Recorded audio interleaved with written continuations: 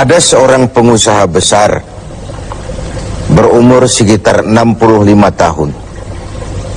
Terkenal, asetnya tidak lagi terhitung.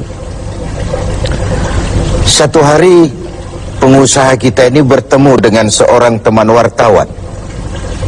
Terjadilah dialog. Sang wartawan bertanya kepada pengusaha kita, "Pak, umur Bapak berapa tahun?" "Umur saya? Iya, paling sekitar 7 tahun. "Loh, 7 tahun? 7 tahun. Anak Bapak berapa orang?" "Satu." "Satu saja?" "Satu saja." "Harta Bapak berapa banyak?"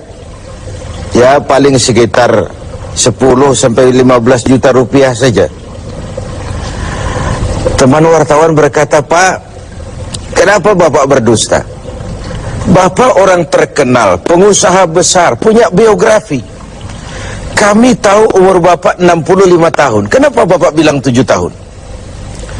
Anak Bapak pun banyak. Kenapa cuma bilang 1? Harta Bapak, aset sudah tidak ternilai. Kenapa Bapak bilang cuma 10 sampai 15 juta rupiah saja?" Senyum agak getir, sang pengusaha menjawab, "Kau benar, Nak. Umur saya kalau jumlahnya sih memang 65 tahun. Tapi dari 65 tahun umur saya itu, rasa-rasanya baru 7 tahun yang ada artinya di sisi Allah. Baru 7 tahun sujud saya benar.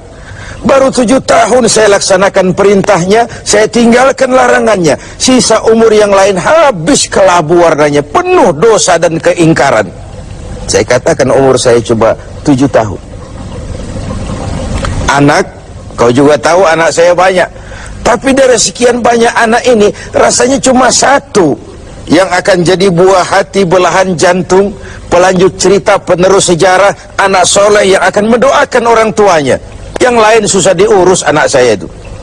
"Oh gitu toh." "Iya." "Mengenai harta, Pak, kau juga benar. Harta saya, aset saya sudah sulit dihitung lah.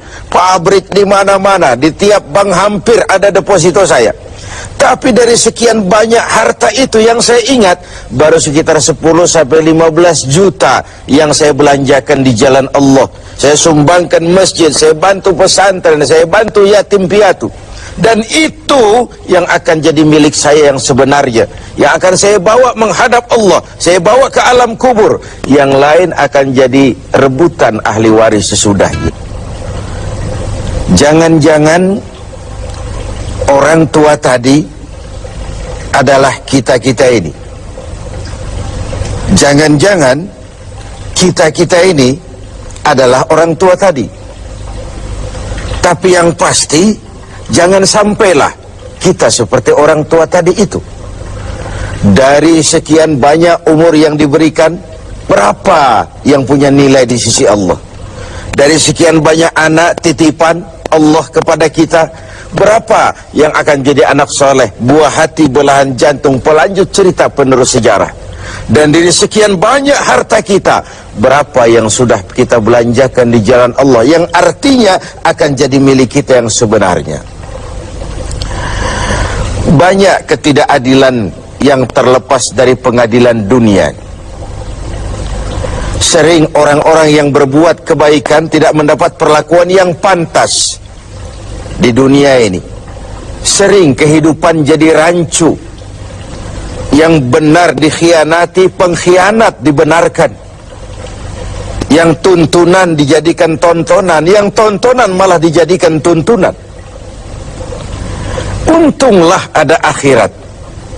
Bukan sekedar melepas diri dari ketidakberadayaan kita menghadapi sistem, tapi cermin bahwa tidak satu ketidakadilan yang bagaimanapun kecilnya yang terlepas dari pengadilan dunia akan terlepas juga di pengadilan akhirat nanti. Inilah keadilan.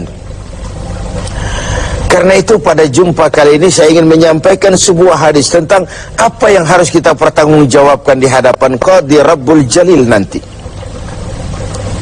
Sebuah hadis menyatakan, "Lan tazula qadama 'abdin yaumal qiyamah hatta yus'ala an arba'i khisalin. Besok di hari kiamat tidak akan bergeser telapak kaki seorang hamba sebelum ia dimintakan tanggung jawab terlebih dahulu tentang 4 persoalan. Apa yang 4 itu? Pertama, an umrihi fima afnahu. Umur yang diberikan kepadanya akan dimintakan tanggung jawab kelak, di mana umur itu dihabiskan. Diberikan umur 30 tahun ke 40 tahun, 50 sampai 70, 100 bahkan. Sejak kita akil balik sampai ajal datang merenggut nyawa, di mana umur itu dihabiskan. Kita sering main-main, padahal waktu berjalan terus. Kita sering lalai dan lupa, padahal malaikat maut tidak pernah lalai dan lupa. Seorang Nabi Yakub alaihissalam, seketika akan ajal, beliau menanyakan, kalau saya ajal kenapa tidak diberitahu lebih dahulu? Kata malaikat maut, sudah diberitahu. Loh, bagaimana caranya diberitahu? Perubahan yang terjadi pada fisik kita adalah pemberitahuan. Uban yang bertabur, mata yang mulai lamur, pendengaran yang mulai kabur, itu semua pemberitahuan agar kita mawas diri. Umur akan dimintakan pertanggungan jawab, di mana umur itu dihabiskan. William Shakespeare memang pernah bilang, waktu hidup itu singkat. Tahu-tahu baru saja zuhur, tahu-tahu sudah asar, baru saja asar, tahu-tahu sudah maghrib. Yang kemarin anak-anak, tahu-tahu sudah punya anak, tahu-tahu, dan tahu-tahu. The time of life is short, kata Shakespeare. Waktu hidup itu singkat betul. Namun waktu yang singkat akan terasa ada manfaatnya kalau kita bisa memanfaatkannya dengan yang sebaik-baiknya. Apalah umur panjang kalau cuma untuk menimbun dosa dan kesalahan. Lebih baik umur yang panjang tapi untuk mengkoleksi berbagai kebajikan. Inilah makna ucapan Nabi, khairukum man tala umruhu wa hasuna amalu. Yang terbaik di antara kamu orang yang panjang umurnya dan banyak juga kebaikannya.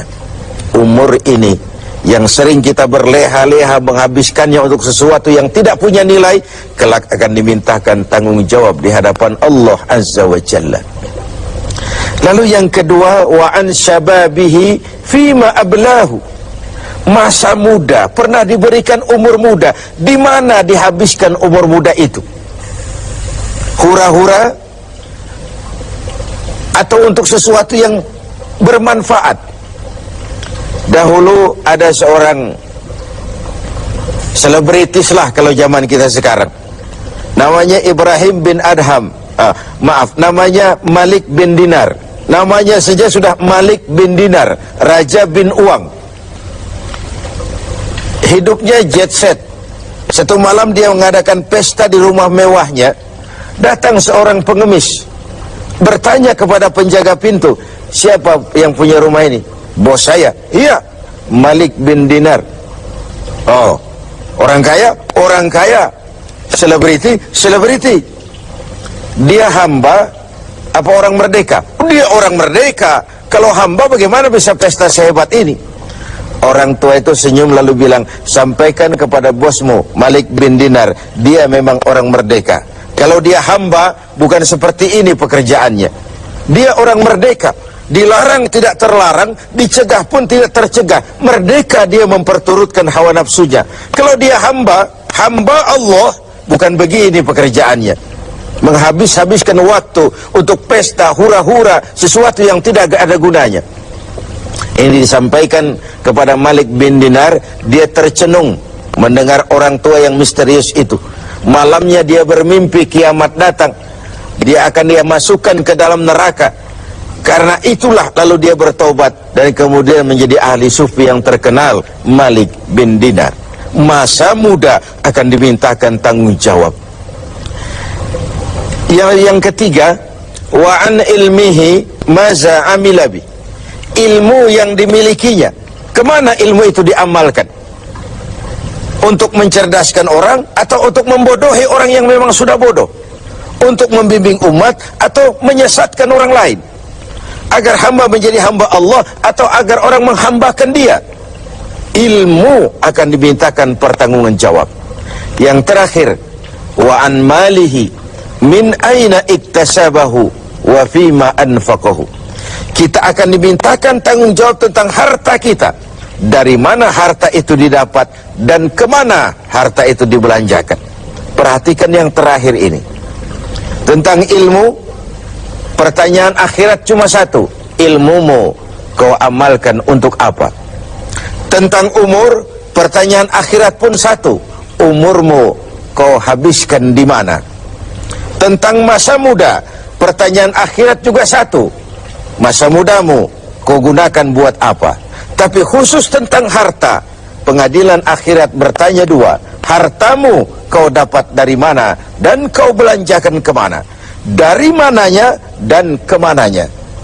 Kadang didapat dari cara yang benar, tapi dibelanjakan untuk yang tidak benar. Atau bisa juga didapat dari cara yang tidak benar, dibelanjakan kepada jalan yang benar. Itu pun tidak mungkin kedua-duanya. Mudah-mudahan kita tidak bernasib seperti orang tua pengusaha di awal pertemuan kita ini.